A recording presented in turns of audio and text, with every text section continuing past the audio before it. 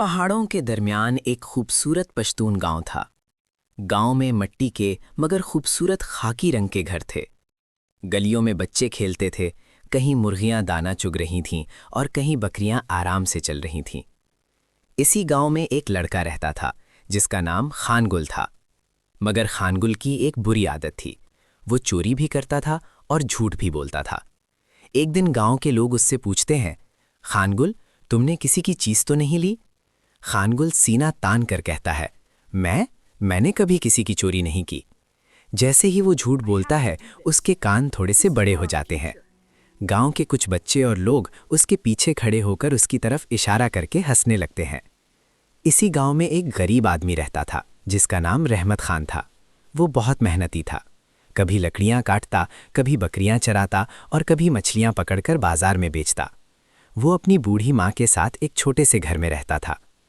एक दिन रहमत खान बकरियां चराते हुए पहाड़ों में गया।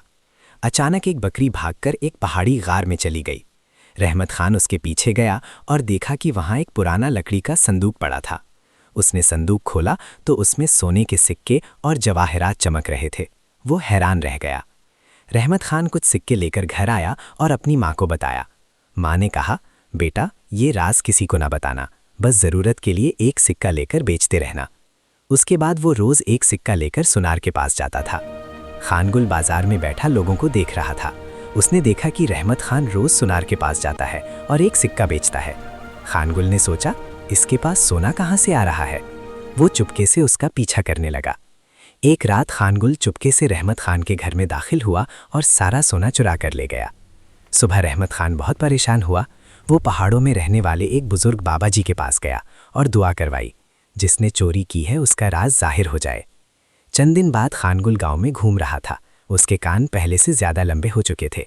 रहमत खान ने पूछा, खानगुल, तुम्हारे कान इतने बड़े क्यों हैं? कहीं तुमने चोरी तो नहीं की? खानगुल बोला, मैंने कभी चोरी नहीं की।